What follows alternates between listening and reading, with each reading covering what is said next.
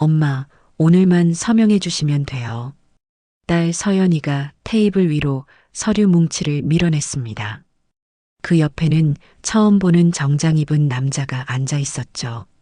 변호사라고 했습니다. 제 68번째 생일날 생일 케이크 대신 계약서가 놓인 저녁 식탁이라니요. 이게 뭐니?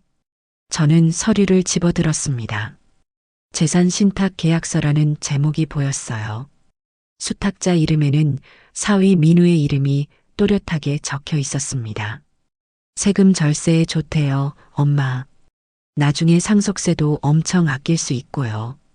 민우가 환하게 웃으며 말했습니다. 하지만 저는 30년 동안 부동산 중개인으로 살아온 사람입니다. 계약서쯤은 눈 감고도 읽을 수 있어요. 안녕하세요, 여러분. 제 이야기가 궁금하시다면 구독과 좋아요, 알람 설정 부탁드립니다. 끝까지 들으시면 반전이 있습니다. 제 이름은 강은혜, 나이는 68입니다. 서울 북촌에서 한옥 게스트하우스 청년제를 운영하고 있죠. 본관, 별관, 신관 세 채의 한옥과 부동산 중개사무소 하나가 제 전부입니다. 아니, 전부였습니다. 적어도 오늘 아침까지는요. 그날 아침은 참 평온했습니다. 대청마루에 앉아 차를 마시는데 창호지 문 사이로 햇살이 비스듬히 들어왔어요. 4월의 봄볕이었습니다. 68년을 살면서 맞는 또 하나의 봄이었죠. 휴대폰이 울렸습니다. 딸 서연이었어요. 엄마 생신 축하해요. 오늘 저녁에 준비한 거 있어요. 6시에 청년제로 갈게요. 오랜만에 딸이 먼저 연락을 해왔습니다. 요즘 서연이는 바빴거든요. 민우가 다니는 건설회사 일도 도와주고 청년제 운영도 함께하고 있다며 매일 분주했죠. 사실 고마운 일이었습니다. 68배 나이에 매일 예약 관리하고 손님 맞이하고 청소 감독하고 부동산 사무소까지 오가는 게 버거웠으니까요. 최근 3개월 동안 민우는 참 열심이었습니다. 어머님, 이제 편히 쉬세요. 예약 시스템이랑 회계는 제가 다 볼게요. 그 말이 얼마나 든든했는지 모릅니다.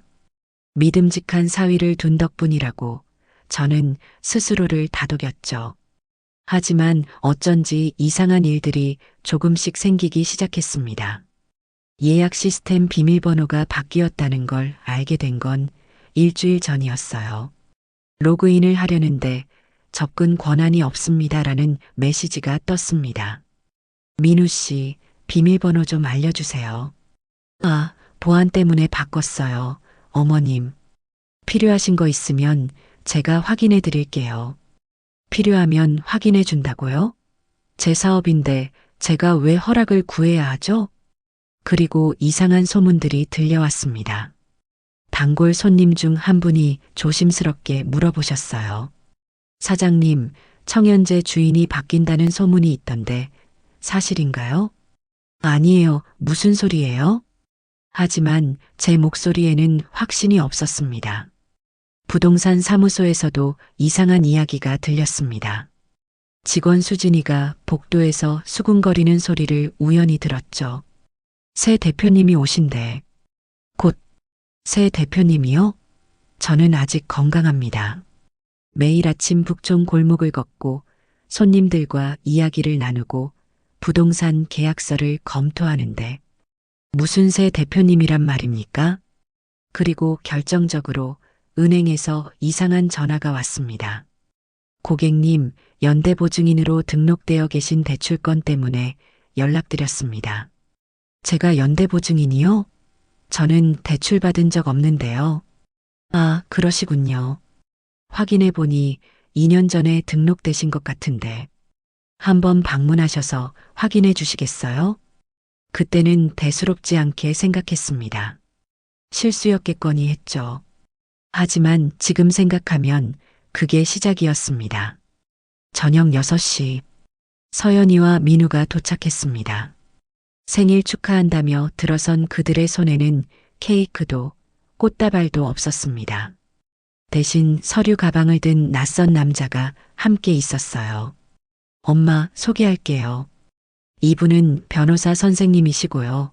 오늘 엄마한테 좋은 제안 하나 드리려고 모셨어요. 좋은 제안이요? 테이블에 서류가 펼쳐졌습니다. 저는 천천히 읽기 시작했습니다. 법률 용어가 빽빽했지만 제 눈에는 명확하게 들어왔어요. 제8조 수탁자는 신탁 재산에 대한 전적인 관리, 처분, 운영 권한을 갖는다. 처분 권한이라고요? 이건 내 재산을 민우 씨한테 다 넘기는 거잖아. 그게 아니라 관리만 맡기는 거예요, 엄마. 소유권은 여전히 엄마 거예요. 서연이의 목소리가 조금 떨렸습니다. 아니야. 이건 처분권까지 넘기는 거야. 제8조를 봐.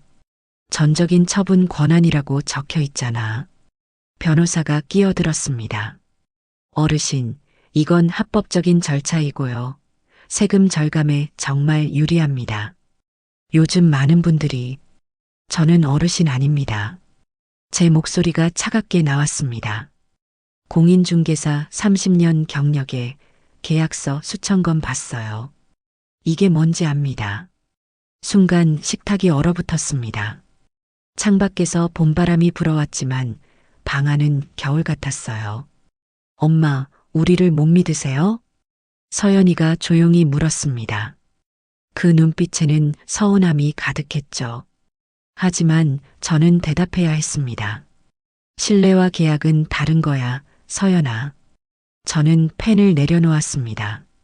생각해보고 답할게. 오늘은 내 생일인데 이런 서류를 들이미는 게 맞는 일인지부터 생각해봐야겠어. 세 사람은 서류를 두고 일어섰습니다. 생일 케이크도 선물도 축하 노래도 없이 떠났죠. 혼자 남은 청현재는 텅 비어 있었습니다. 그날 밤 저는 대청마루에 혼자 앉았습니다. 달빛이 마당을 가득 채웠어요. 100년 된 한옥의 처마선이 달빛에 그림자를 드리웠죠. 문득 깨달았습니다. 돌로 지은 집은 100년을 가지만 사람의 마음은 하룻밤에도 무너질 수 있다는 것을요. 하지만 집을 지킬 수 있는 건 결국 무너지지 않은 마음뿐이라는 것도요. 청현재는 제 인생입니다. 40년 전 폐허였던 이곳을 맨손으로 일궈냈습니다. 이곳에는 제 땀과 눈물과 웃음이 스며 있어요. 그걸 지키기 위해서라면 저는 싸울 준비가 되어 있습니다. 설령 상대가 제 딸이라 해도요. 새벽 5시 저는 북촌 골목을 걸었습니다. 어젯밤 한숨도 자지 못했거든요. 계약서의 그 문장들이 머릿속을 맴돌았습니다. 전적인 처분 권한이라는 말이 귓가에서 떠나지 않았어요. 골목길 돌담 사이로 아침 햇살이 스며들기 시작했습니다. 이 길을 걸은 지도 벌써 40년이 되었네요. 28배 청춘이었던 제가 어느새 68배 노년이 되었습니다. 40년 전 이 동네에 처음 왔을 때가 생각났습니다. 그때 저는 남편 박종수와 단칸방에서 신혼을 시작했죠. 남편은 건설 현장에서 일했습니다. 하루 품삯이 10,000원도 안 되던 시절이었어요. 여보, 우리 집 한 채는 가져야 하지 않겠어? 남편은 웃으며 말했습니다. 집? 우리가 무슨 돈으로 집을 사? 평생 월세 살다 가는 거지. 하지만 저는 포기할 수 없었습니다. 그래서 공인중개사 공부를 시작했어요. 임신한 몸으로 밤마다 책을 펼쳤죠. 아랫배가 불러오는 만큼 제 꿈도 함께 자랐습니다. 서연이가 태어나던 해 남편이 공사장에서 떨어졌습니다. 허리를 크게 다쳐서 더 이상 일을 할 수가 없었어요. 미안해, 은혜야. 내가 돈을 못 벌어서. 남편의 눈에는 눈물이 고여 있었습니다. 하지만 저는 그의 손을 꽉 잡았어요. 괜찮아요. 제가 벌게요.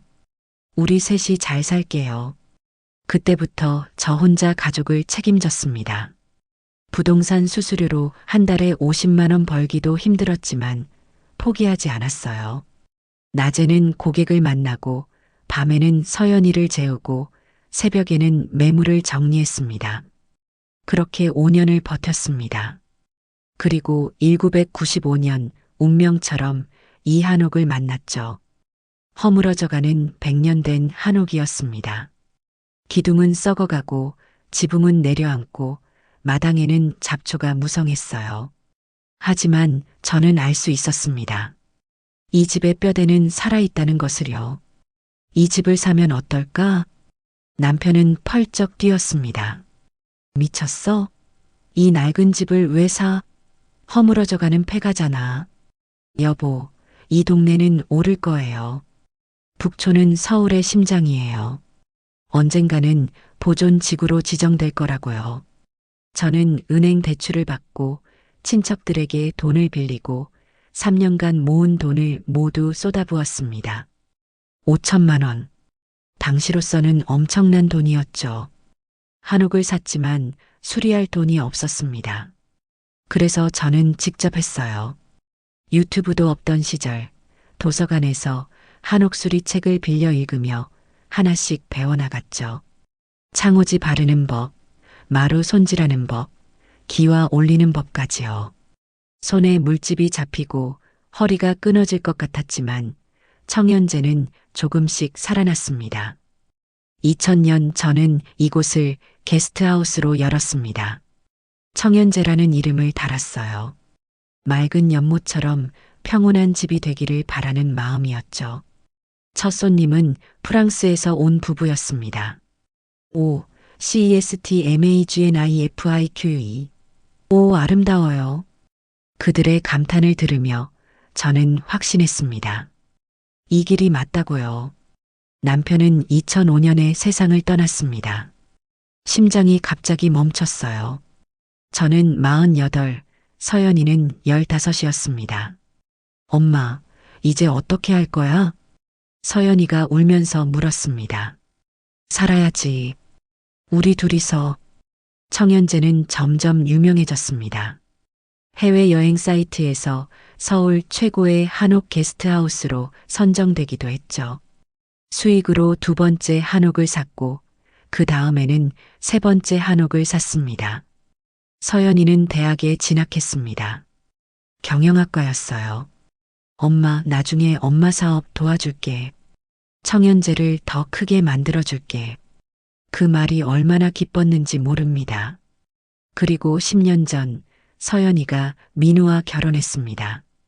건설회사 이사라는 그는 믿음직해 보였어요. 어머님, 제가 청연제를 더 키워드리겠습니다. 건축은 제 전문이니까요. 민우의 조언으로 청연제 신관을 지었습니다. 3억 원의 대출을 받았죠. 어머님, 이 대출은 제가 책임지겠습니다. 걱정 마세요. 그때까지만 해도 저는 의심하지 않았습니다. 회상에서 깨어나니 어느새 청연제 앞에 도착해 있었습니다. 해가 완전히 떠올랐어요. 저는 부동산 사무소로 향했습니다. 직원 수진이를 조용히 불렀습니다. 수진아, 나 좀 도와줄래? 사장님, 무슨 일이세요? 최근 3년간 청연제 매출 자료 좀 뽑아줄래? 민우 씨한테 들키지 말고. 수진이의 얼굴이 굳어졌습니다. 사장님, 사실 이상한 게 있긴 했어요. 뭐가? 최근 청연제 예약 중에 이상한 게 많아요. 해외 투자자 명의로 예약이 잡혀 있는데 실제로 손님이 온 적은 없어요. 제 심장이 철렁 내려앉았습니다. 유령 예약이라는 거니? 네. 그리고 그 예약들이 다 민우 대표님 지인들 명의예요. 손이 떨렸습니다. 왜 실제 손님도 없는 예약을 잡아놓는 걸까요? 저는 곧장 은행으로 달려갔습니다. 일주일 전 연대보증인 관련 전화를 받았던 그곳으로요. 고객님, 2년 전에 청연제 신관 추가 대출로 5억 원이 실행됐습니다. 연대보증인은 강은혜 고객님으로 등록되어 있고요. 제가 연대보증을 섰다고요? 언제요? 2년 전 3월입니다.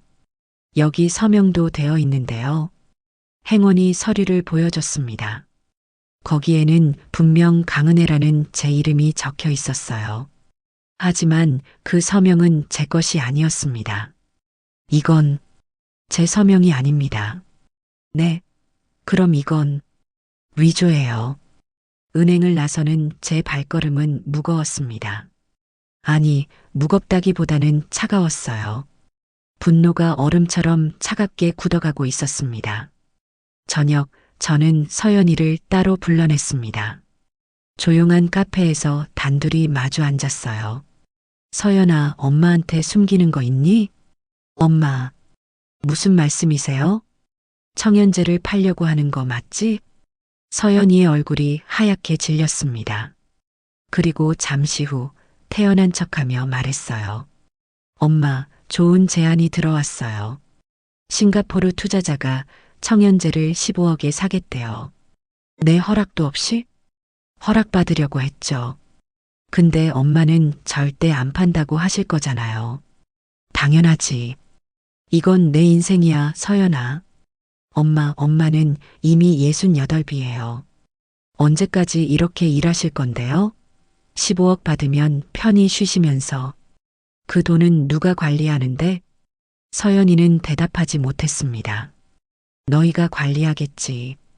재산 신탁으로. 커피잔을 내려놓는 소리만 조용히 울렸습니다. 그날 밤 저는 청연제 마당의 오래된 우물을 들여다봤습니다. 100년 된 우물이에요. 그 깊은 물속에 제 얼굴이 비쳤습니다.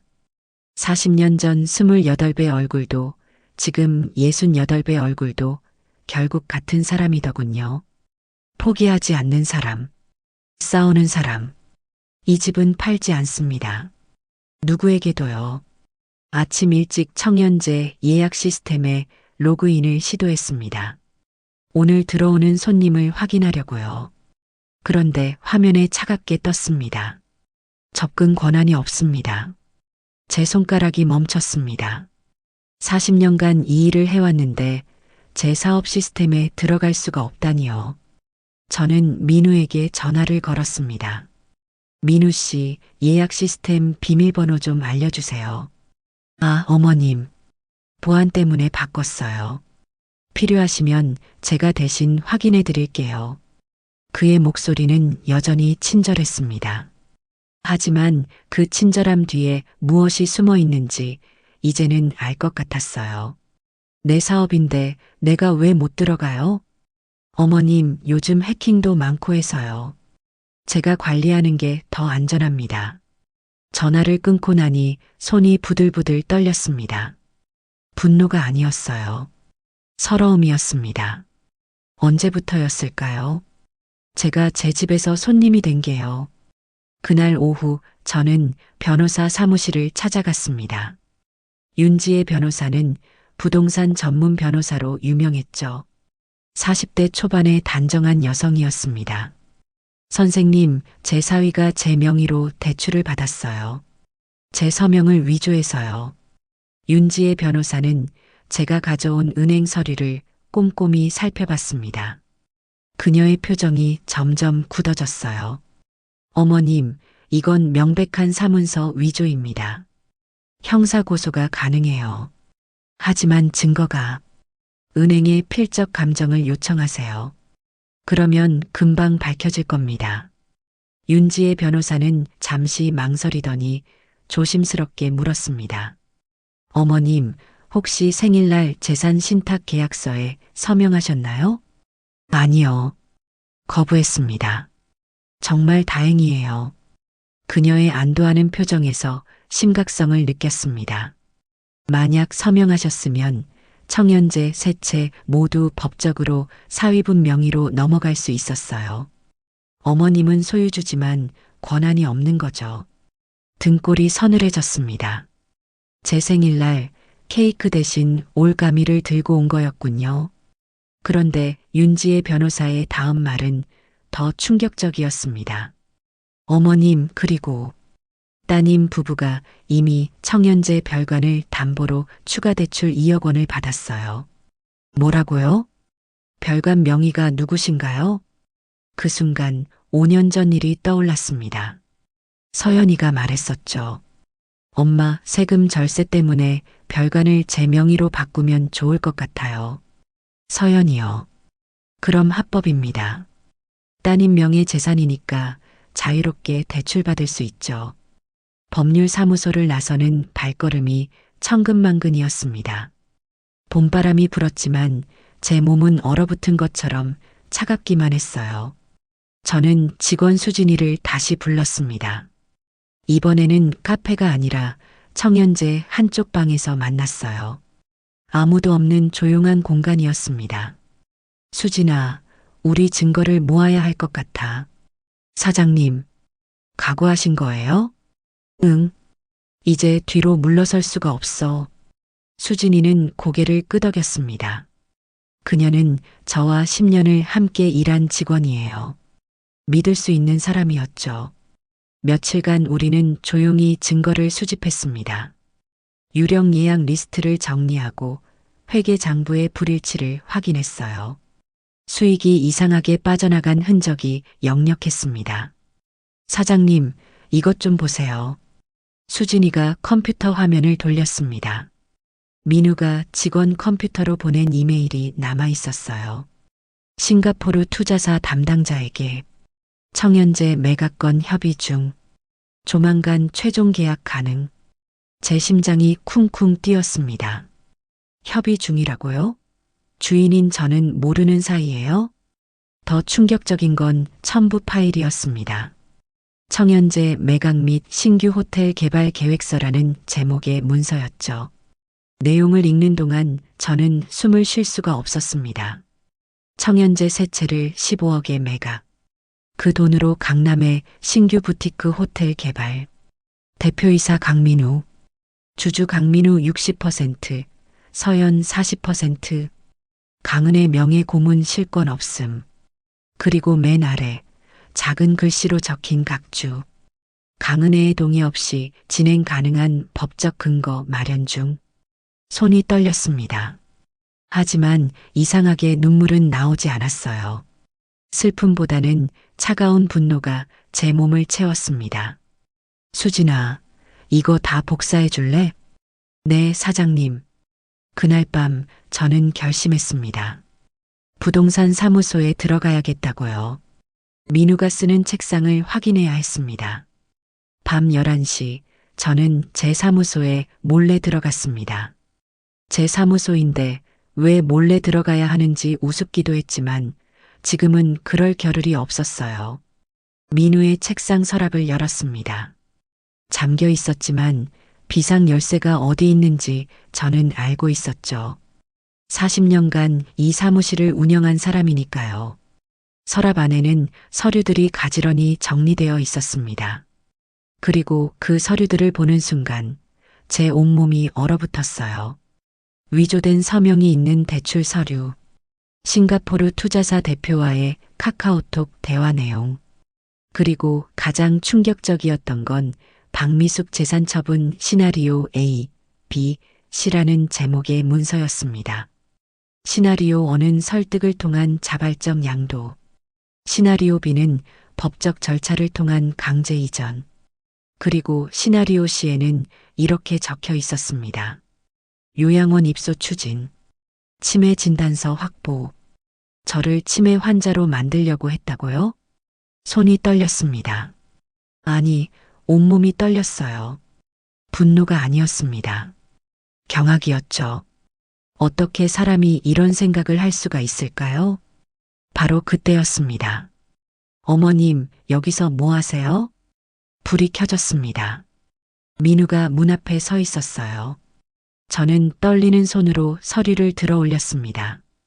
이게 뭐니? 민우는 잠시 당황했지만 곧 표정을 바꿨습니다. 더 이상 친절한 사위가 아니었어요. 차갑고 계산적인 얼굴이었죠. 보셨군요. 치매 진단서? 날 정신병자로 만들려고? 어머님, 현실을 보세요. 민우의 목소리에 짜증이 섞여 있었습니다. 어머님은 이미 늙었어요. 청연제는 현대적 경영이 필요해요. 어머님 혼자서는 한계가 있다고요. 내가 40년간 이 사업을 키웠어. 과거의 영광이죠. 지금은 달라요. 어머님이 물러나셔야 사업이 살아요. 내 허락도 없이? 어머님이 허락하실 리 없잖아요. 민우는 비웃듯 말했습니다. 그래서 다른 방법을 찾은 거고요. 합법적으로요. 저는 그를 똑바로 바라봤습니다.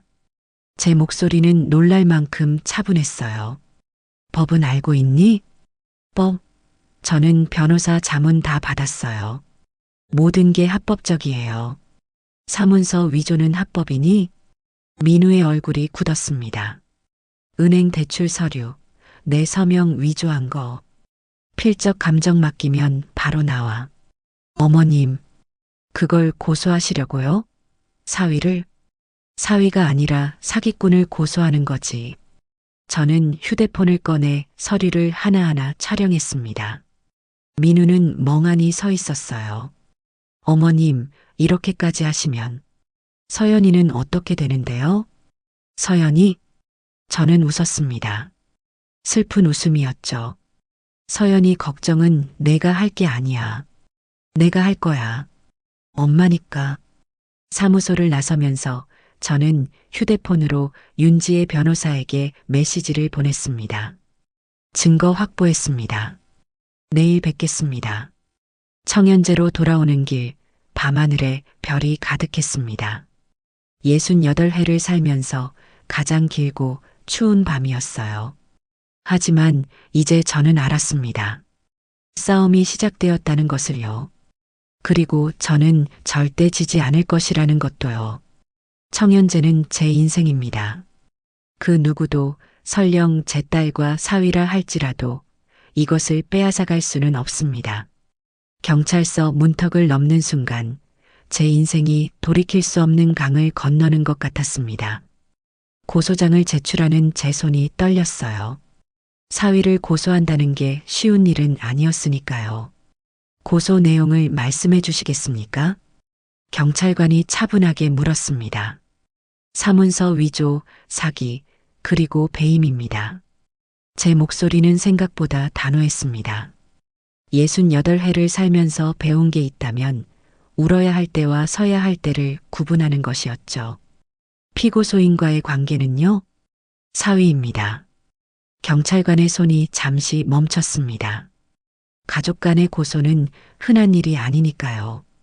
사흘 후 민우가 경찰서에 출석했다는 연락을 받았습니다. 저는 창밖을 바라보며 생각했어요. 10년 전 결혼식장에서 환하게 웃던 민우의 모습이 떠올랐습니다. 그때는 정말 좋은 사위를 얻었다고 생각했는데요. 일주일 후 은행에서 필적 감정 결과가 나왔습니다. 강은혜 씨의 서명이 아닌 것으로 확인됩니다. 윤지의 변호사가 전화로 알려줬습니다. 명백한 위조예요, 어머님.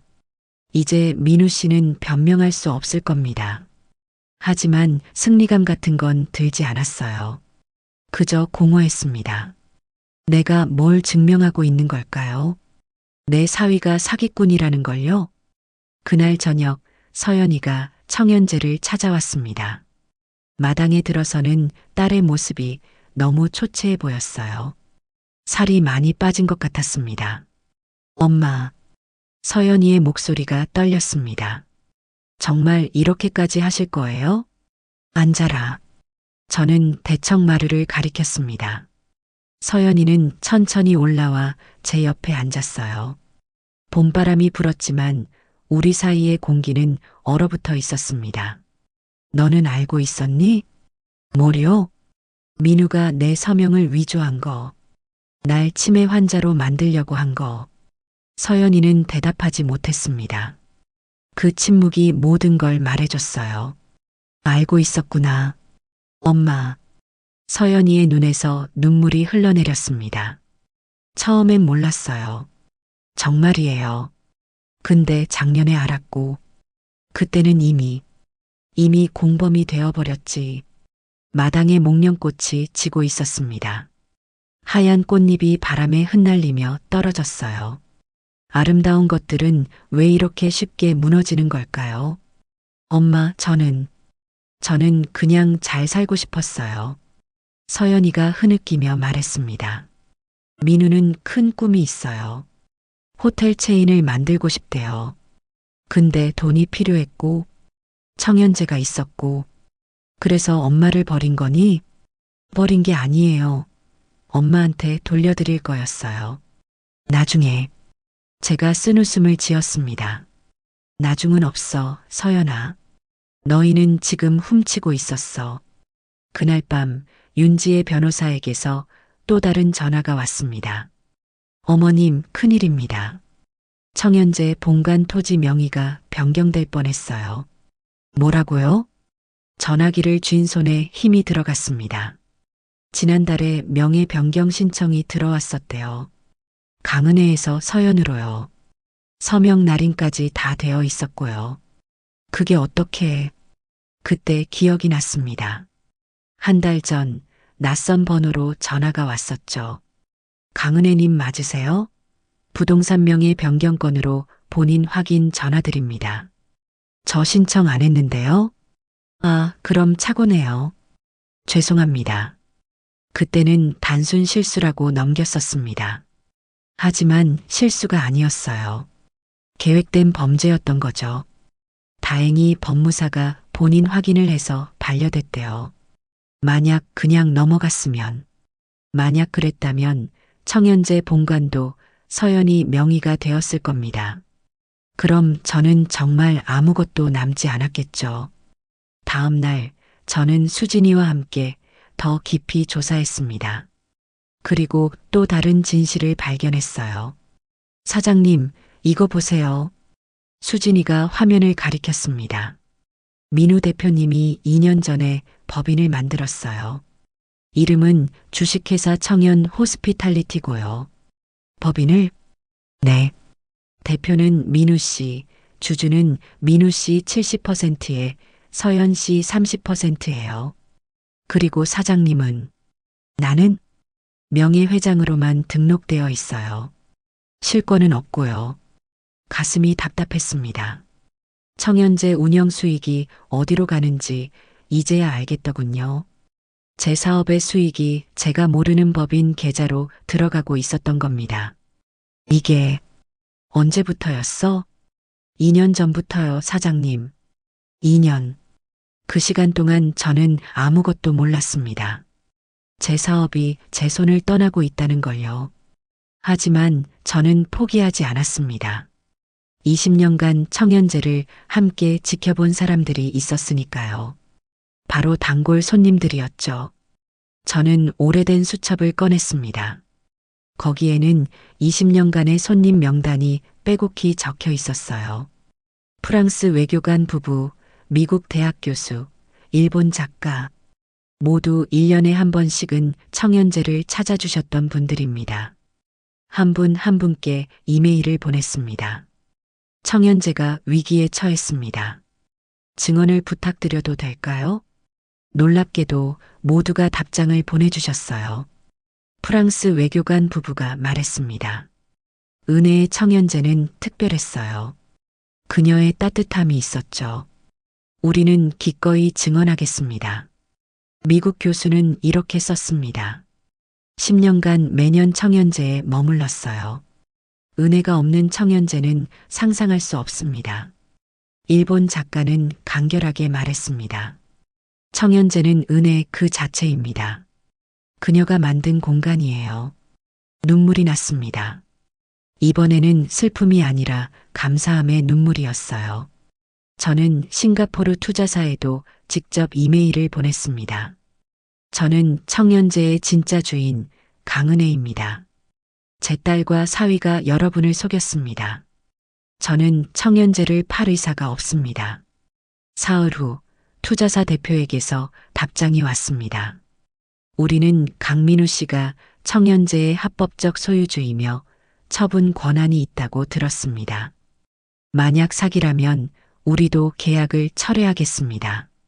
민우가 얼마나 치밀하게 계획했는지 알 수 있었습니다. 해외 투자자까지 속였던 거예요. 일주일 후 저는 작은 기자회견을 열었습니다. 청연제 마당에서였어요. 지역 신문사와 인터넷 언론 몇 곳이 왔습니다. 제 이름은 강은혜, 68살입니다. 마이크 앞에 선이 떨렸습니다. 하지만 해야 할 말이었어요. 40년간 북촌에서 한옥 게스트하우스를 운영해 왔습니다. 맨손으로 폐허를 일궜고 한 평 한 평 정성을 들여 이 공간을 만들었습니다. 그리고 지금 제 딸과 사위가 이 모든 것을 훔쳐가려 하고 있습니다. 카메라 플래시가 터졌습니다. 저는 싸울 것입니다. 제 인생을 지키기 위해서요. 다음 날 기사가 났습니다. 68세 여성, 딸 부부의 재산 탈취에 맞서다 효도인가, 사기인가. 한옥 게스트하우스 소유권 분쟁. 댓글들이 달리기 시작했습니다. 대부분이 저를 응원해줬어요. 어르신 힘내세요. 평생 일궈온 걸 지켜야죠. 요즘 자식들이 그래요. 노인을 무시해요. 하지만 저를 비난하는 댓글도 있었습니다. 딸한테 물려주는 게 당연한 거 아닌가요? 가족끼리 법정 가는 게 맞나요? 그날 저녁 서연이가 다시 찾아왔습니다. 이번에는 혼자였어요. 엄마, 미안해요. 서연이가 마루 밑에 무릎을 꿇었습니다. 이제 와서 민우가 저를 이용했어요. 저도 피해자예요. 저는 딸을 내려다봤습니다. 41살의 딸이 어린아이처럼 울고 있었어요. 피해자는 내가 아니야, 서연아. 제 목소리는 차가웠습니다. 나야. 그리고 너도 가해자야. 알고도 막지 않았으니까. 서연이는 고개를 숙인 채 말이 없었습니다. 엄마, 이제 어떻게 해야 해요? 진실을 말해. 법정에서. 그게 유일한 길이야. 그날 밤 청연제 마당에 홀로 서서 하늘을 올려다봤습니다. 별들이 총총했어요. 저 별들도 수억 년을 빛나고 있지 않습니까? 저도 68년을 버텼습니다. 조금 더 버틸 수 있을 거예요. 싸움은 이제 시작입니다. 하지만 저는 이미 이겼어요. 진실을 밝혀냈으니까요. 청연제는 제 것입니다. 그 누구도 빼앗아갈 수 없습니다. 법정 문을 열고 들어서는 순간 제 평생이 저울 위에 올려지는 기분이었습니다. 형사재판 1차 공판. 피고인석에는 민우가 앉아 있었어요. 정장을 단정히 차려입은 그의 모습이 낯설었습니다. 10년 전 결혼식 때 입었던 턱시도가 떠올랐죠. 저는 방청석에 앉았습니다.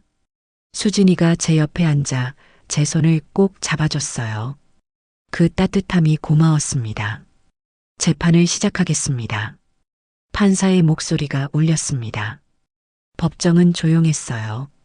하지만 제 심장은 북처럼 요란하게 뛰었습니다. 검사가 일어섰습니다. 피고인 강민우는 피해자 강은혜의 서명을 위조하여 5억 원의 대출을 받았으며 이는 명백한 사문서 위조 및 사기에 해당합니다. 민우의 변호사가 반박했습니다. 피고인은 장모님의 구두 동의를 받았으며 모든 대출금은 청연제 사업 확장에 사용되었습니다. 구두 동의라고요? 거짓말이었습니다. 그렇다면 왜 서명을 위조했습니까? 검사가 날카롭게 물었습니다. 장모님께서 고령으로 직접 은행 방문이 어려우셔서. 하지만 피해자는 68세로 건강하며 현재도 활발히 게스트하우스와 부동산 사업을 운영 중입니다. 제 차례가 왔습니다. 증인 선서를 하고 증인석에 섰어요. 민우와 눈이 마주쳤습니다. 그는 고개를 돌렸죠. 증인은 피고인에게 대출 동의를 한 적이 있습니까? 검사가 물었습니다. 없습니다. 제 목소리는 떨리지 않았습니다. 피고인이 청연제 운영에 개입한 건 언제부터입니까? 3년 전부터입니다.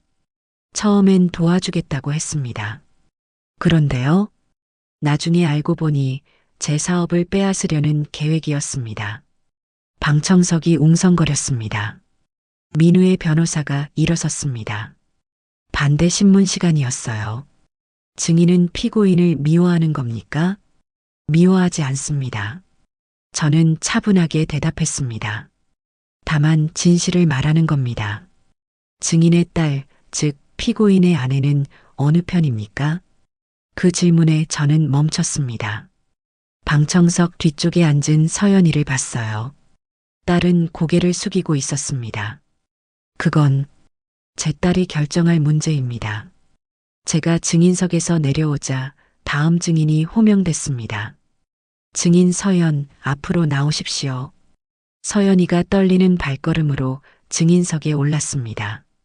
딸의 얼굴은 창백했어요. 마치 백지처럼요. 증인은 피고인의 범행을 알고 있었습니까? 검사의 질문이 날아왔습니다. 서연이는 한참을 입을 열지 못했습니다. 법정이 숨을 죽인 것 같았어요.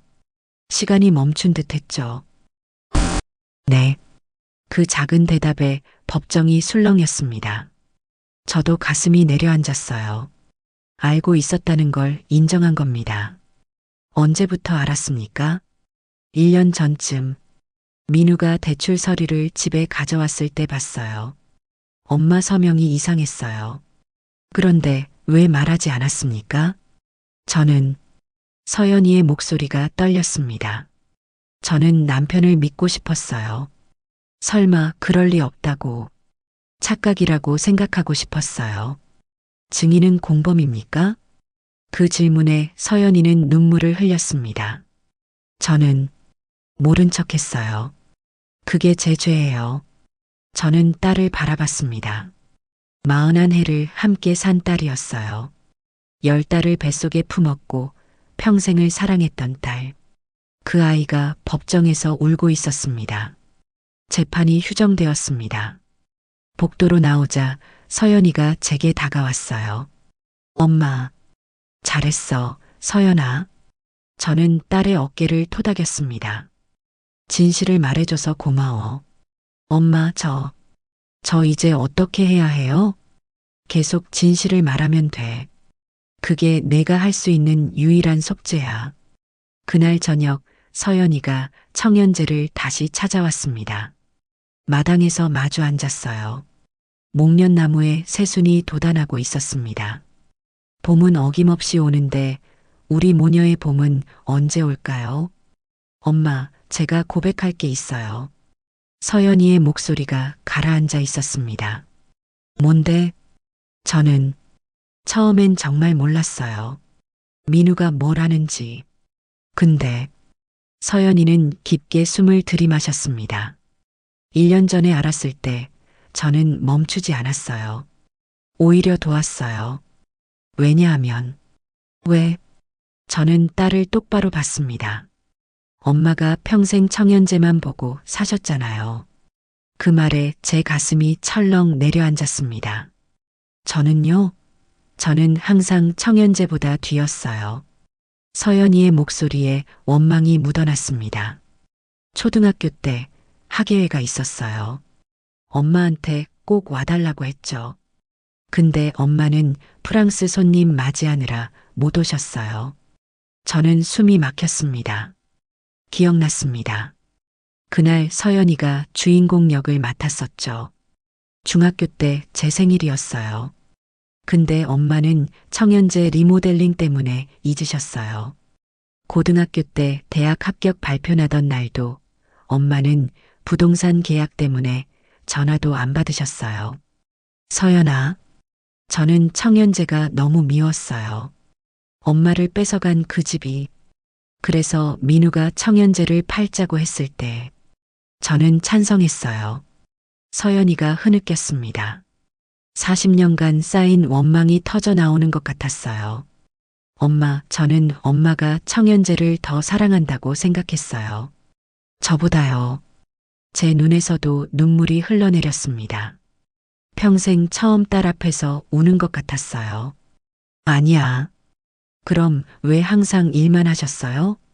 왜 저를 안 보셨어요? 너한테 좋은 거 주고 싶어서. 제 목소리가 떨렸습니다. 돈을 벌어야 했어. 내가 친구들처럼 학원도 다니고 좋은 옷도 입고 대학도 가게 하려면 저는 돈보다 엄마가 필요했어요. 서연이가 울면서 말했습니다. 학예회에 와주는 엄마, 생일을 기억해주는 엄마, 합격 소식을 같이 기뻐해주는 엄마가 필요했어요. 우리는 서로를 껴안고 울었습니다. 마당에 달빛이 내렸어요. 40년간 쌓였던 오해가, 그 오래된 시간이 눈물과 함께 흘러내렸습니다. 미안해, 서연아. 엄마가 미안해. 엄마, 저도 미안해요. 그날 밤 우리는 오래도록 마당에 앉아 있었습니다. 별이 총총했어요. 100년 된 한옥의 처마가 우리를 덮고 있었죠. 40년 만에 저는 딸을 제대로 보았습니다. 그리고 깨달았어요. 집을 지키려다 사람을 놓칠 뻔했다는 것을요. 청현재는 소중합니다. 하지만 서연이는 더 소중했습니다. 제가 왜 그걸 몰랐을까요? 이제라도 알았으니 다행이었습니다. 2차 공판 전날 밤 서연이와 저는 청현재 마루에 나란히 앉아 있었습니다. 차가운 보리차를 마시며 침묵을 나눴어요. 어젯밤의 눈물이 거짓말처럼 오늘은 평온했습니다. 엄마, 내일 제가 증언할 게 더 있어요. 서연이가 조용히 말했습니다. 뭔데? 민우가. 실은 청현재만 원한 게 아니었어요. 서연이의 목소리가 떨렸습니다. 저는 딸의 손을 잡았어요. 그 손이 차가웠습니다. 천천히 말해봐. 서연이는 깊게 숨을 들이마셨습니다. 마치 물속에 오래 잠겨 있다가 수면 위로 올라오는 사람처럼요. 민우는 처음부터 엄마 재산이 목적이었어요. 결혼 전부터 조사했대요. 청현재 세 채의 시가가 얼마인지, 북촌 토지가 얼마나 오를지. 제 가슴이 먹먹했습니다. 사랑이 아니라 계산이었다니요. 결혼 5년차 되던 해 민우가 갑자기 청현재에 관심을 보이기 시작했어요. 어머님 도와드리자고. 저는 좋은 남편이라고 생각했어요. 서연이의 눈에 눈물이 고였습니다. 그런데 작년에 민우가 외도하고 있다는 걸 알았어요. 뭐라고? 건설회사 후배 여자예요. 저보다 10살 어린. 민우는 청현재 팔아서 그 여자랑 새로 시작하려고 했던 것 같아요. 저는 딸을 꼭 껴안았습니다. 서연이는 제품에서 한참을 울었어요. 41해를 살며 쌓아온 자존심도 체면도 다 내려놓고 울었습니다. 너도 피해자였구나. 엄마, 저 정말 바보 같죠? 그 사실을 알고도 저는 민우 편을 들었어요. 왜냐하면 인정하기 싫었거든요. 제가 속았다는 게. 2차 공판 날이 밝았습니다. 법정은 사람들로 가득했어요. 언론에 알려지면서 관심이 높아졌던 겁니다. 검사가 추가 증거를 제출했습니다. 피고인은 청현재 법인 계좌에서 3년간 총 4억 원을 개인적으로 횡령했습니다. 방청석이 술렁였습니다. 그 돈은 어디에 쓰였습니까? 검사가 화면에 자료를 띄웠습니다. 강남 아파트 계약서, 외제차 구입 영수증, 그리고 해외여행 비용입니다. 여성 동반자와 함께요. 사진이 떴습니다. 민우가 젊은 여자와 함께 웃고 있는 모습이었어요. 서연이는 고개를 숙였습니다. 민우의 변호사가 애써 변명했습니다. 피고인은 청현재 사업 확장을 위한 투자였으며 강남 아파트는 피고인 개인 명의입니다. 청현재와 무관합니다. 검사의 반박에 변호사는 말을 잇지 못했습니다. 제 차례가 다시 왔습니다. 최후 진술 시간이었어요.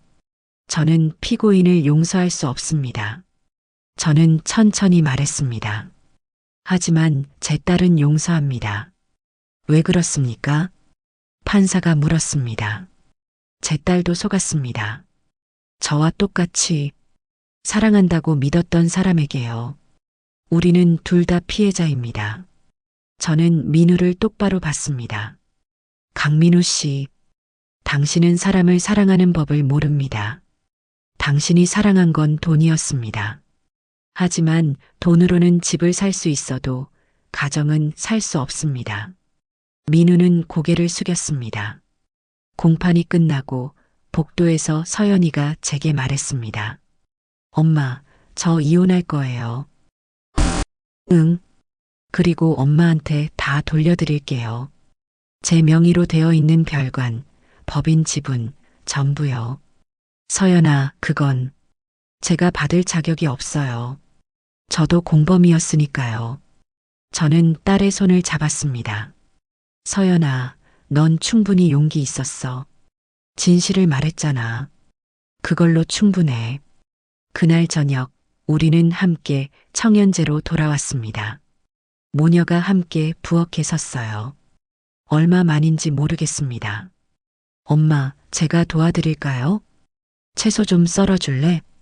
서연이는 서툴게 물을 썰었습니다. 칼질이 위태로워 보였어요. 아이고, 조심해라. 손 베이겠다. 엄마가 안 가르쳐 주셨잖아요. 서연이가 삐죽거렸습니다. 저는 웃음이 났어요. 41살 딸이 어린아이처럼 굴었습니다. 그래, 엄마가 미안해. 이제라도 가르쳐 줄게. 저는 서연이 옆에 섰습니다. 딸의 손 위에 제 손을 얹었어요. 무는 이렇게 결을 따라 써는 거야. 그래야 김치 담글 때 양념이 잘 배거든. 엄마, 오늘 김치 담가요? 아니, 그냥 국 끓이려고. 근데 내가 배워두면 좋잖아. 네, 엄마. 국을 끓이는 동안 우리는 많은 이야기를 나눴습니다. 그동안 못했던 이야기들이요. 엄마, 초등학교 때 학예회 기억나세요? 응. 미안해, 서연아. 괜찮아요. 이제는요. 그때 엄마가 왜 못 오셨는지 이제는 알아요. 저희 학비 벌려고 일하신 거잖아요. 그래도 엄마가 갔어야 했는데. 엄마, 이제는 괜찮아요. 과거는 과거니까요. 밥상을 차리며 서연이가 물었습니다. 엄마, 청연제 이름은 왜 청연제예요? 청연. 맑은 연못이라는 뜻이야. 이 집이 평온한 곳이 되길 바랐거든. 정말 그렇게 됐네요. 많은 사람들이 이 집에서 위로받았잖아요. 응. 그게 엄마의 자랑이야. 저도요, 엄마. 이제는 청연제가 좋아요. 미운 감정은 다 사라졌어요. 우리는 마주 앉아 저녁을 먹었습니다. 된장국과 김치, 그리고 계란말이. 소박한 한 끼였지만 40년 만에 가장 따뜻한 식사였어요. 엄마, 제가 청연제 일 배우면 안 될까요? 너 진짜? 네. 경영학 배웠잖아요. 엄마 도와드리고 싶어요. 이번엔 진짜로요. 그래. 좋지. 저는 딸의 손을 잡았습니다. 우리 함께 하자. 이제부터는. 그날 밤 마당에 나가 하늘을 봤습니다. 별이 쏟아질 것 같았어요. 서연이가 옆에 섰습니다. 엄마, 저 별똥별 봤어요? 그래. 소원 빌었어? 네. 엄마랑 저랑 오래오래 건강하게 살게 해달라고요. 저는 딸을 끌어안았습니다. 엄마 소원도 그거야. 마당의 목련나무에서 꽃향기가 났습니다. 봄이 깊어가고 있었어요. 우리 모녀에게도 봄이 찾아온 것 같았습니다. 허물어진 담은 다시 쌓을 수 있습니다. 시간이 걸리더라도요. 우리는 이제 시작이었습니다. 함께 쌓아갈 시간이 남아 있었으니까요. 청연제의 불이 환하게 켜졌습니다. 100년 된 한옥안에서 모녀가 함께 웃고 있었어요. 그보다 아름다운 풍경은 없을 것 같았습니다. 판결일 아침, 하늘이 유난히 맑았습니다. 구름 한 점 없는 5월의 하늘이었어요. 저는 검은색 한복을 차려입었습니다. 이 싸움을 시작할 때부터 입기로 마음먹었던 옷이었죠. 엄마, 준비되셨어요? 서연이가 물었습니다. 딸도 단정한 옷차림이었어요. 응, 가자. 법원으로 가는 길, 우리는 손을 잡았습니다. 40년 만에 처음 잡아본 딸의 손 같았어요. 따뜻했습니다. 법정은 이미 사람들로 가득했습니다. 언론사 기자들도 보였어요. 이 사건이 알려지면서 많은 관심을 받았거든요. 판사가 입장했습니다. 모두가 일어섰죠.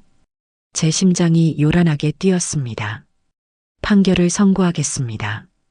판사의 목소리가 법정에 울렸습니다. 저는 숨을 죽였어요. 피고인 강민우에게 사문서 위조, 사기, 횡령죄로 징역 3년을 선고한다. 망치 소리가 울렸습니다. 탕 하고요. 그 소리가 제 가슴에도 울렸습니다. 또한 피해자 강은혜에게 손해배상금 6억 원을 배상하라. 청연제 관련 모든 법인 지분 및 재산은 강은혜에게 반환한다. 민우는 고개를 떨구고 있었습니다. 그의 어깨가 축 처져 있었어요. 10년 전 당당하던 모습은 어디에도 없었습니다. 법정을 나서는 순간 햇살이 쏟아졌습니다. 너무 밝아서 눈이 부셨어요. 마치 어둠 속에서 빛으로 나온 것 같았습니다. 기자들이 몰려들었습니다. 강은혜 씨, 소감 한 말씀 부탁드립니다. 저는 잠시 생각했습니다. 무슨 말을 해야 할까요?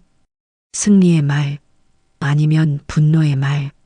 저는 제 재산을 지켰습니다. 제 목소리는 조용했습니다. 하지만 더 중요한 건 제 딸을 되찾았다는 겁니다. 서연이가 제 손을 꼭 잡았습니다. 따님과 화해하셨나요? 화해라기보다는 이해했습니다. 서로를요. 그게 더 중요한 것 같아요. 사위분에 대해서는 어떻게 생각하세요? 용서는 아닙니다.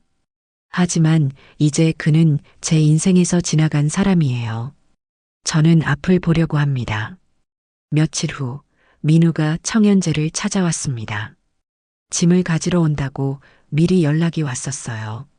저는 대청마루에서 그를 기다렸습니다. 민우는 많이 초췌해져 있었습니다. 정장 대신 편한 옷을 입고 있었어요. 10년 만에 처음 보는 모습 같았습니다. 어머님, 죄송합니다. 민우가 고개를 숙였습니다. 이제 와서 사과가 무슨 의미 있겠어요. 제 목소리는 차가웠지만 분노는 없었습니다. 그저 담담했어요. 저는 욕심이 과했습니다. 욕심이 아니라 범죄였어요. 민우는 아무 말도 하지 못했습니다. 강민우 씨, 저는 그를 똑바로 봤습니다. 당신은 집을 탐했지만 집이 뭔지는 몰랐어요. 어머님, 집은 건물이 아니에요. 그 안에 사는 사람들의 이야기고 시간이고 사랑이에요. 당신은 건물만 보고 사람은 보지 못했죠. 민우는 고개를 끄덕였습니다. 그리고 조용히 짐을 챙겨 떠났어요. 청연재 대문을 나서는 그의 뒷모습을 보며 저는 생각했습니다. 인생의 한 챕터가 끝나는구나 하고요. 그날부터 저와 서연이는 본격적으로 청연재를 재건하기 시작했습니다. 엄마, 먼저 예약 시스템부터 정리해야 할 것 같아요. 그래, 내가 해봐. 경영학 전공이잖아. 민우가 만들어 놓은 유령 예약은 다 취소하고 단골 손님들께 안내 메일 보낼게요. 수고해라. 서연이는 열심히 일했습니다. 새벽부터 밤늦게까지 컴퓨터 앞에 앉아 있었어요. 예약 시스템을 정리하고 홈페이지를 새로 만들고 SNS 계정도 만들었습니다. 엄마, 인스타그램 팔로워가 벌써 1000명이에요. 그게 뭐가 중요한데? 요즘은 이게 중요해요. 젊은 외국인들이 SNS 보고 예약하거든요. 그래, 그럼 내가 알아서 해봐. 직원 수진이도 다시 돌아왔습니다. 운영팀장으로 승진시켰어요. 사장님, 이제 편히 쉬세요. 저희가 열심히 할게요. 아니야, 수진아. 나도 일할 거야. 아직 멀쩡한걸. 우리는 웃었습니다. 한 달 후, 프랑스 단골 손님 부부가 다시 찾아왔습니다. 피에르와 말이었어요. 15년째 매년 청연제를 찾아주는 분들이었죠. 은혜, 우리가 돌아왔어요. 어서 오세요. 정말 오랜만이네요. 뉴스로 봤어요. 힘드셨죠? 이제 괜찮아요. 보시다시피요. 저는 서연이를 소개했습니다. 제 딸이에요. 이제 함께 청연제를 운영하고 있어요. 서연이가 유창한 프랑스어로 인사했습니다. 범베인외 CHEONG와 EUNJA 청연제에 오신 걸 환영합니다. 피에르와 마리는 깜짝 놀랐어요. 오, 프랑스어를 하시네요. 파리에서 1년 살았어요. 교환학생으로요. 그날 저녁 우리는 함께 전통차를 마셨습니다. 마당에서요. 5월의 바람이 시원했습니다. 은혜, 청연제는 변하지 않았네요. 여전히 평온하고 아름다워요. 피에르가 말했습니다. 집은 변하지 않아요. 다만 사람이 성장하는 거죠. 저는 웃으며 대답했습니다. 그날 밤 서연이와 마루에 앉았습니다. 별이 총총했어요. 엄마, 제가 물어봐도 돼요? 뭐든지. 엄마는 후회 안 하세요? 민우를 고소한 거요.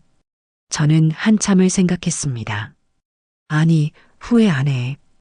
오히려 잘한 일이야. 왜요?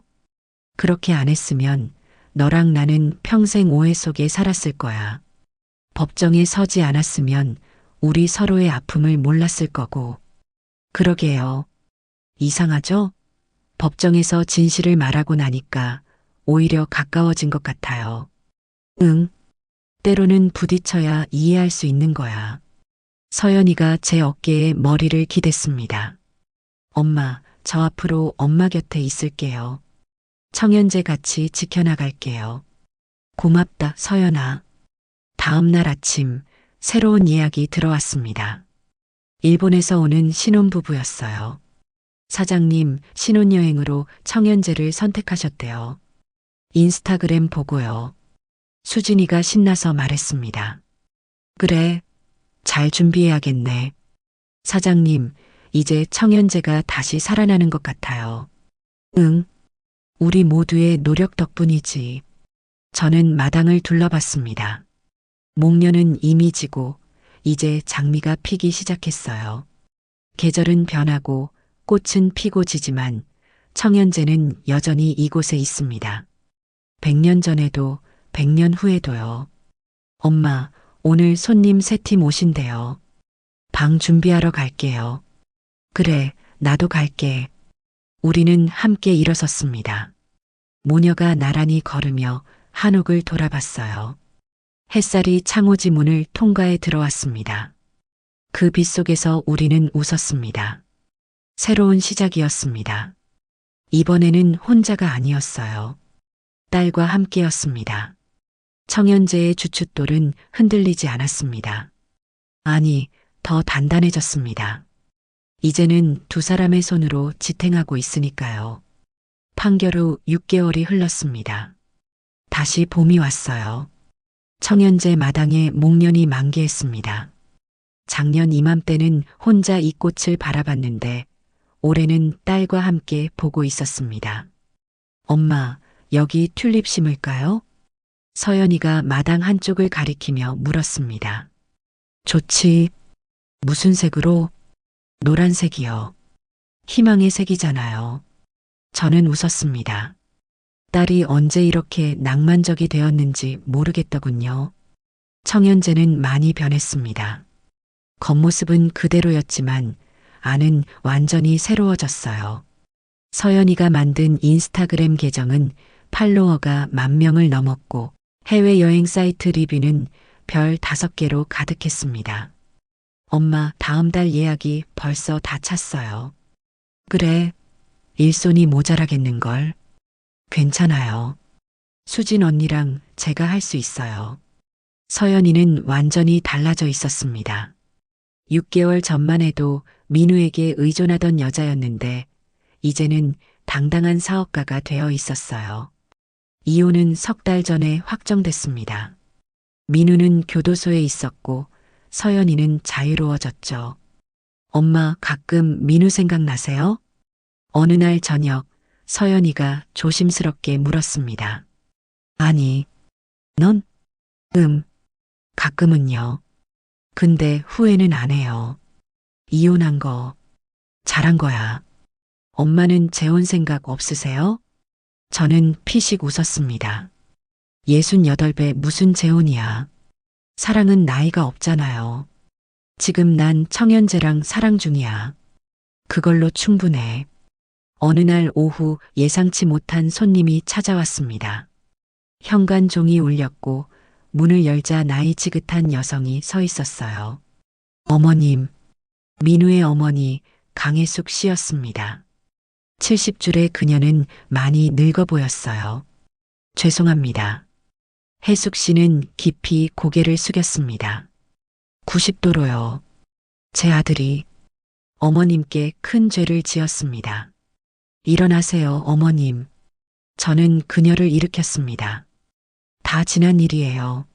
며느리. 서연이도 고생 많았죠. 다 제가 아들을 잘못 키워서.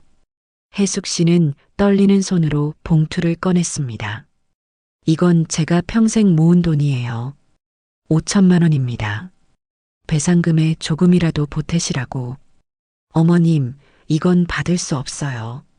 제발, 제 마음만이라도. 저는 잠시 생각했습니다. 그리고 봉투를 다시 그녀 손에 쥐어줬어요. 이 돈은 어머님이 쓰세요.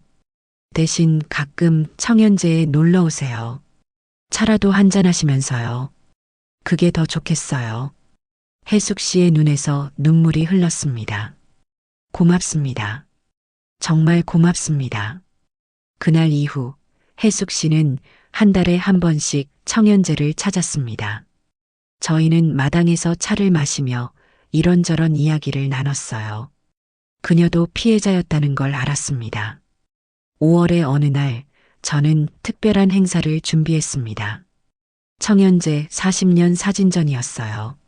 엄마, 이 사진들 다 어디서 찾으셨어요? 서연이가 놀라워했습니다. 다락에 보관해뒀지. 40년간의 기록이야. 사진들이 청현재 본관 벽에 걸렸습니다. 1995년 폐허였던 한옥. 첫 손님을 맞이하던 날의 설렘. 어린 서연이가 마당에서 뛰어놀던 모습. 세계 각국에서 온 손님들과의 추억. 그리고 지금의 청현재. 전시회 개막일 많은 사람이 찾아왔습니다. 단골 손님들, 이웃 주민들, 언론사 기자들까지요. 한 관람객이 물었습니다. 40년 중 가장 힘들었던 순간은 언제였나요? 저는 서연이를 봤습니다. 딸과 법정에 섰을 때요. 하지만 그게 전환점이었죠. 서로를 진짜로 이해하게 됐으니까요. 후회하지 않으세요? 아니요. 오히려 감사해요. 그 고통이 저희를 더 가깝게 만들었으니까요. 전시회는 일주일간 계속됐습니다. 많은 사람이 사진을 보며 눈물을 흘렸어요. 한 여성은 이렇게 말했습니다. 저도 딸과 사이가 안 좋았는데 이 전시회 보고 용기가 났어요. 오늘 딸한테 전화해야겠어요. 어느 날 저는 중대한 결정을 했습니다. 부동산 사무소를 서연이에게 물려주기로요. 미숙공인중개사라는 간판을 내리고 청년부동산이라는 새 간판을 달았습니다. 엄마, 제가 잘할 수 있을까요? 서연이가 불안해했습니다. 넌 이미 잘하고 있어. 경영학도 배웠고 무엇보다 열정이 있잖아. 엄마는 뭐 하실 거예요? 나 청현재 지키지 뭐. 그리고 손님들 맞이하고 차 끓이고 꽃 가꾸고. 그것도 일이에요, 엄마. 응, 내가 제일 좋아하는 일이지. 놀랍게도 해외 투자 제안이 또 들어왔습니다. 이번에는 정식 절차를 밟았어요. 청현재 브랜드를 프랜차이즈로 확장하실 의향 있으신가요? 1억 달러 투자를 제안합니다. 서연이와 저는 진지하게 의논했습니다. 엄마, 어떻게 생각하세요? 1억 달러면 1,000억이 넘는데요. 청연제가 여러 개 생긴다는 거지? 네. 서울뿐 아니라 부산, 제주, 심지어 해외에도요. 저는 고개를 저었습니다. 청연제는 하나면 충분해. 왜요, 엄마? 이곳엔 우리 이야기가 있잖아.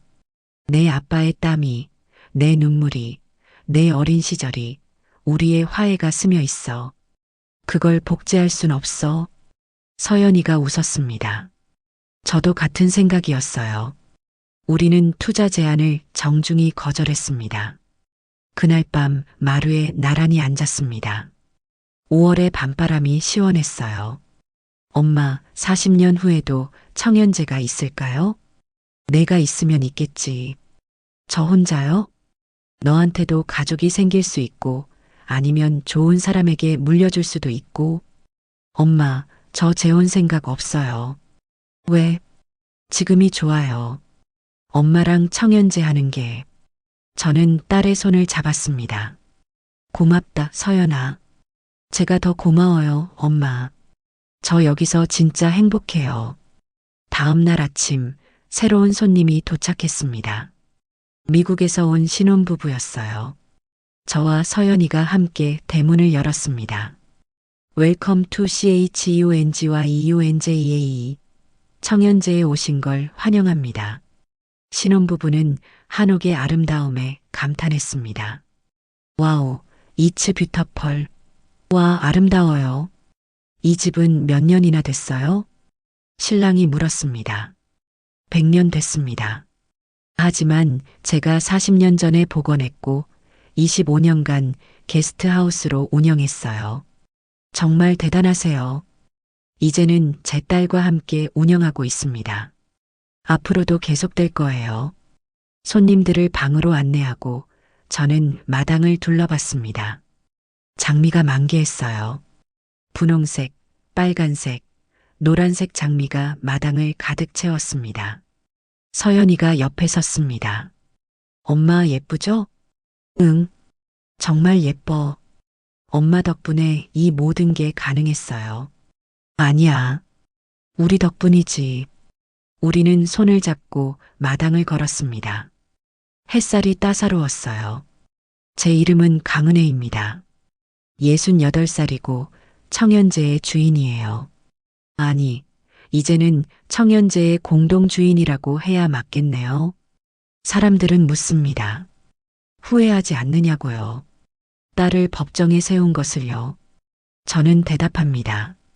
후회하지 않는다고요. 왜냐하면 저는 제 인생을 지켰고 동시에 제 딸을 구했으니까요. 법정은 우리를 갈라놓은 게 아니라 오히려 묶어주었습니다. 진실이라는 끈으로요. 청연제는 단순한 게스트하우스가 아닙니다. 이곳은 제 인생의 증명이고 이제는 우리 모녀의 이야기예요. 집은 건물이 아닙니다. 집은 그 안에 사는 사람들의 시간이고 사랑이고 용서입니다. 때로는 싸움이기도 하고 눈물이기도 하고 화해이기도 하죠. 청연제의 주춧돌은 100년 전에 놓였지만 진짜 주춧돌은 사람의 마음입니다. 포기하지 않는 마음, 사랑하는 마음, 용서하는 마음이요. 저는 40년 전 폐허였던 이 집을 일으켰습니다. 그리고 6개월 전 무너질 뻔한 가족을 다시 세웠어요. 앞으로 40년은 어떨까요? 저는 모릅니다. 하지만 확신하는 게 있어요. 청연제는 계속될 거라는 것. 그리고 이 이야기도 계속될 거라는 것이요. 오늘도 청연제는 문을 엽니다. 새로운 손님을, 새로운 이야기를, 새로운 봄을 맞이하기 위해서요. 100년 전에도 100년 후에도 청연제는 이곳에 있을 겁니다. 여러분, 긴 이야기 끝까지 들어주셔서 감사합니다. 혹시 여러분도 가족과의 오해나 갈등이 있으셨나요? 댓글로 나눠주세요. 그리고 이 이야기가 도움이 되셨다면 구독과 좋아요, 알람 설정 부탁드립니다. 여러분의 응원이 다음 제작에 큰 힘이 됩니다. 다음에 또 만나요. 건강하세요.